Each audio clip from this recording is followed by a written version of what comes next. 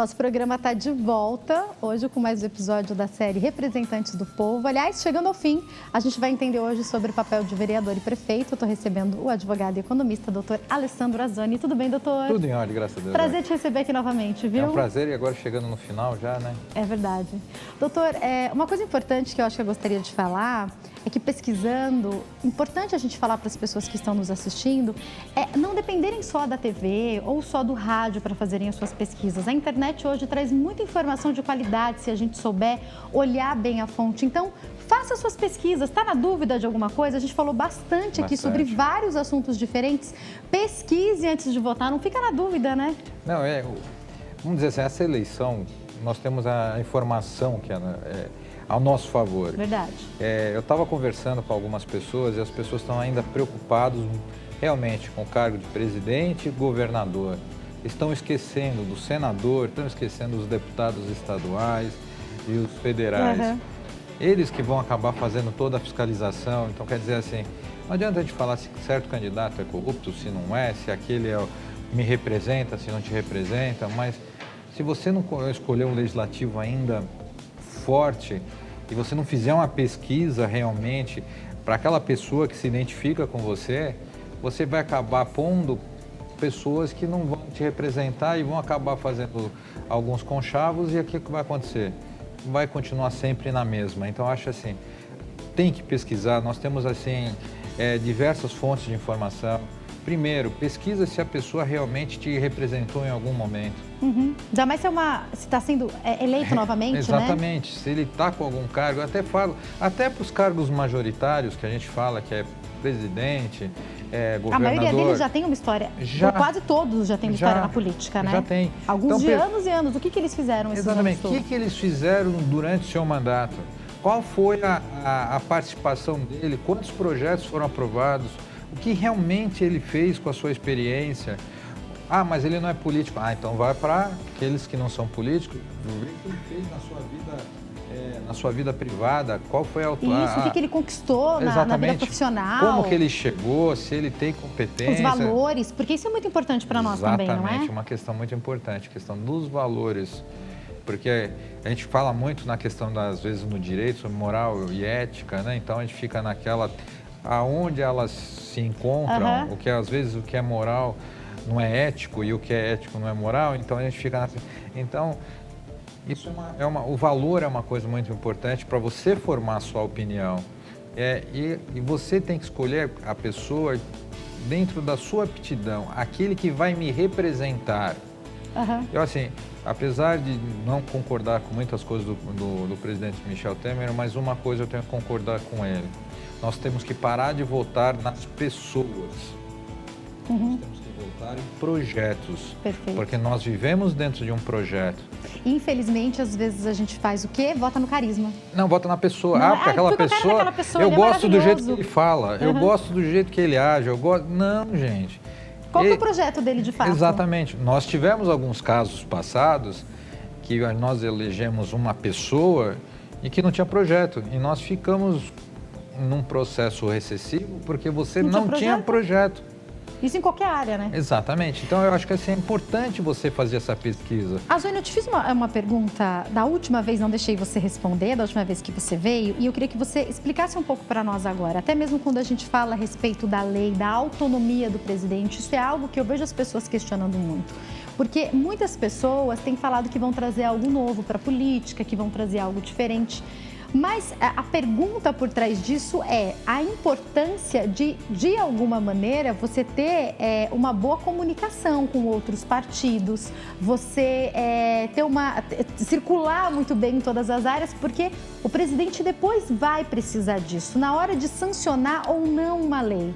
O presidente tem qual autonomia sozinho? Eu lembro que você fez essa pergunta da questão de como... A gente estava falando sobre o presidente, e aí a gente parou aí, Lembro. né? A questão do controle constitucional, que a gente acaba... O presidente acaba sendo a última vértice do controle de constitucionalidade. Toda e qualquer lei que é proposta, tanto pelo presidente ou pelos deputados ou senadores, ela passa primeiro pela Comissão de Constituição e Justiça. Essa é a primeira. que é onde apura se aquela lei está em conformidade com a Constituição ou não. Ela é o primeiro momento que ela passa. A partir desse momento que ela é aprovada pela Comissão de Constituição e Justiça, você tem o plenário. Aí vai ter as discussões, as câmaras temáticas, porque aí se for alguma coisa que envolve orçamento, ou que envolve segurança, envolve saúde, vai para essas câmaras. Quando se fecha o texto, vai para a votação no plenário. É o segundo controle de constitucionalidade, porque na hora que os deputados e senadores vão votar, é o segundo passo. Perfeito. Votar a favor, ela vai ser publicada e vai depois voltar para o presidente sancionar. Sancionar, ele dá o voto final que aquela lei está pronta para entrar em ação. Então, nesse momento, ele está dando o terceiro e último direito, controle de constitucionalidade. Ele pode vetar por questões pessoais? Essa é a minha pergunta. Pode.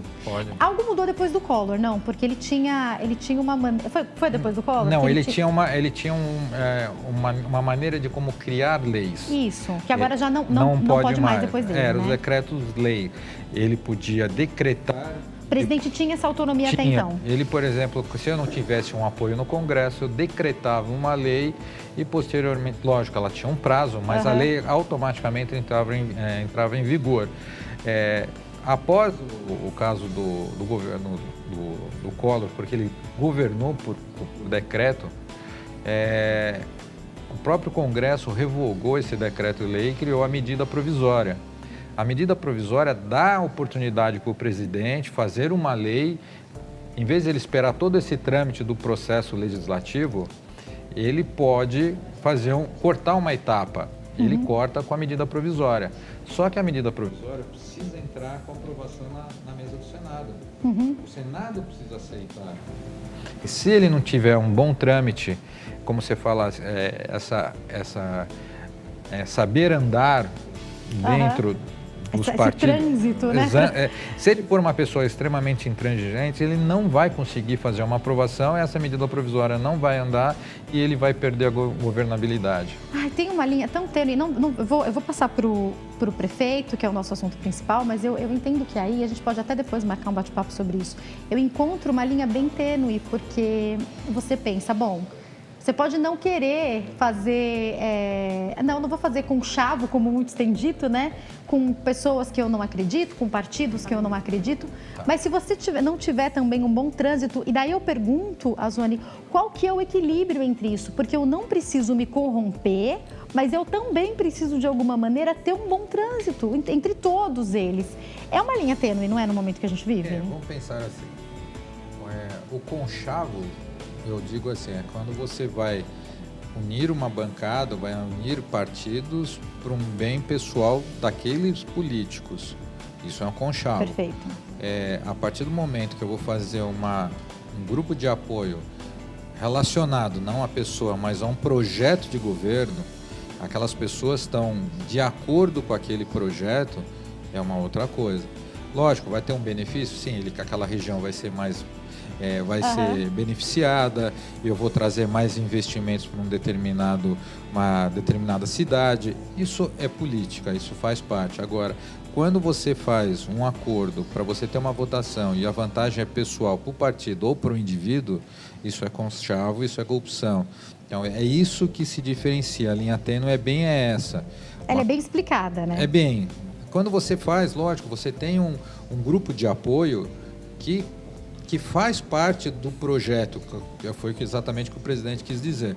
É um projeto de governo. Nós vamos votar agora, gente, um projeto de governo para 4 anos. Então, as pessoas que vão fazer parte desse projeto, que vão ser os grupos políticos que vão entrar, acreditam nesse plano. Eu já vou para o prefeito, mas antes só mais uma pergunta. Manda. Você acha que depois, quando vai acontecer o segundo turno, pronto, já houve a primeira votação, a gente vai se surpreender com quem vai se aliar com quem? Você acha que a gente vai ter surpresas? Sempre. Tem a gente fala, não, esse daí não é de esquerda, é direita, que agora tem o centrão também, né? Sempre. A gente vai se surpreender, né? Nós vamos ver partidos se aliando com rivais históricos. Então, dependendo do que der, nós vamos ter... Tô curiosa. Nós vamos ter, assim, grandes revelações. E eu estava conversando com a Zânia aqui fora do ar. Obviamente, a gente não vai citar ninguém, senão vai ter que citar todo mundo. Mas a questão é não dá para ter certeza ainda de qual vai ser o segundo turno, né? Não. Nós temos, assim, alguns fatos acabaram acontecendo, mas que ainda... com certeza podem refletir, mas não num todo, né? Não dá para definir um cenário ainda, né? Eu queria só que o público ficasse um pouco mais atento, que assim, o índice de rejeição é uma coisa muito forte. Então, às vezes, o índice de rejeição muito grande não dá chance da pessoa estar ganhando. Então, pessoas que lideram o ranking que podem ir para o segundo turno não ganham em nenhum cenário em algumas pesquisas, né? Exatamente. Tem casos, por exemplo, históricos que a pessoa foi para o segundo turno ganhando o primeiro turno, assim, fantástico, e chegou lá e perdeu por causa da rejeição. Então, é importante você fazer essa análise. Eu vou falar bem assim, pensa na pessoa que você tem que ter uma afinidade muito grande. Não só a questão de valores, mas a questão do que ele vai trazer para a sua vida. Sabe o que eu estou pesquisando também? Os vices. Aprendi isso agora. Não, isso Vamos pesquisar. Tanto que eu estou com meu voto quase fechado e daí eu falei, tenho que pesquisar mais esse vice para ter certeza. Eu vou ser bem sincero, Jaque, porque assim, se nós olharmos a nossa história democrática, a partir do momento que nós tivemos o primeiro presidente, que foi Tancredo Neves, ele faleceu, quem assumiu foi o vice, José Sarney. Depois nós tivemos o caso do Collor, que houve o impeachment e seu nome agora fugiu. Qual que era o vice do Collor, gente? Ele também acabou assumindo. Foi o Itamar? Foi Itamar, perdão. Desculpa, gente, o lapso. Mas foi o Itamar. Depois nós tivemos o caso agora da Dilma, que também, então, se você olhar assim, são 3 mandatos que praticamente nós tivemos o vice. É importantíssimo, a gente não sabe como vai ser o cenário.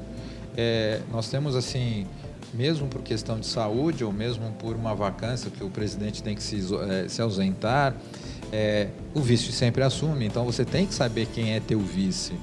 E para todos, né? Não só para o presidente, né? Não, para todos, para o governo e também no caso de prefeito. Mas o vice é importantíssimo, ainda mais para o nosso cenário e a nossa história, né? Eu estou pesquisando isso, gente. Agora vamos para o prefeito? Vamos. Eu quero entender o que as pessoas... A gente já trouxe aqui de todos os outros representantes do povo, o que as pessoas nas ruas achavam. Teve gente que falou umas coisas interessantes, que o governador tem que governar, Agora eu quero saber se alguém vai falar prefeitar. Vamos ver o que as pessoas acham que o papel do prefeito. Vamos conferir. Você sabe qual que é a função e a responsabilidade de um prefeito? Sei. É zelar pela cidade, né, no seu geral. Ruas, passeios, avenidas, seria assim, no geral. A função do prefeito, eu sei que a responsabilidade dele é de cuidar da cidade, o bem-estar da cidade, tanto no entretenimento, tanto do lazer, o bem-estar, né, dos cuidados do povo, né, da cidade. Isso é uma responsabilidade dele, né, se preocupar com o povo, né, tanto no emprego, tanto na educação, tanto na habitação, no cenário, essas coisas todas, né, que eu acredito que é a responsabilidade do prefeito. Assim, para responder exatamente, eu acho que a responsabilidade do prefeito tem várias responsabilidades, né? Agora vamos citar uma. No momento, não lembro no momento. O prefeito? Isso. Ele tem que gerenciar tudo, né? O estado, o país, os trabalhos, ver as leis, tudo e tudo mais, não é isso? Não sei te falar no momento. Acredito que cuidar da cidade em vários setores, né? Embora eu não saiba responder adequadamente, mas eu acredito que muitas áreas precisam, né, do cuidado. Inclusive eu passei aqui agora e vi moradores de rua, então é uma questão social aí que a gente precisa estar bastante atento, né? Dentro do âmbito administrativo, né, ele dá uma ênfase na gestão, né, do que a cidade pede e necessita para uma boa administração. Administrar a cidade, né? Fazer, sei lá, um projeto para a população, coisa desse tipo, né? Mas eu não sei muito bem a função deles. Gente, a maioria das pessoas até que foi pelo caminho, vai. Teve umas atrocidades, mas a maioria foi pelo caminho. Vamos entender. prefeito é cidade, né? É cidade, Cidade. Tá bom, prefeito... acho que isso aí é o que a gente devia todo mundo saber. Prefeito cuida da cidade, não é do estado nem do país. O prefeito cuida da sua cidade. Até Sempre. porque nós estamos passando agora para todo o Brasil. Quando a gente pensa em prefeito, é um para cada lugar, não é verdade? Exatamente. Todo município que está emancipado, ou seja, que tem a sua administração reconhecida, vai ter um prefeito. Não cuida do estado nem do país, não. Então é assim, gente. Alguém falou isso, né? Tá sempre assim, tem o prefeito, que ele vai da cidade, que ele vai recorrer sempre ao governador. É raro quando ele vai para Brasília, tem alguns que vão para Brasília pedir recurso para o presidente. Então sempre assim. Tem o prefeito, depois o conjunto de prefeitos, você vai ter um governador coordenando essas cidades, e depois você vai ter o presidente coordenando os estados, tá, gente? Só para vocês ficarem atentos. O segundo rapaz que deu a entrevista, ele falou... Direito, até que, né? Ele acertou quase na sua integralidade. O prefeito, ele não faz uma função só de gerenciar a cidade, ele cuida da população, ele tem que garantir à população uma cidade adequadamente equilibrada, ou seja, garantindo saúde, educação, transporte. Então ele tem que garantir a toda a população toda essa gestão.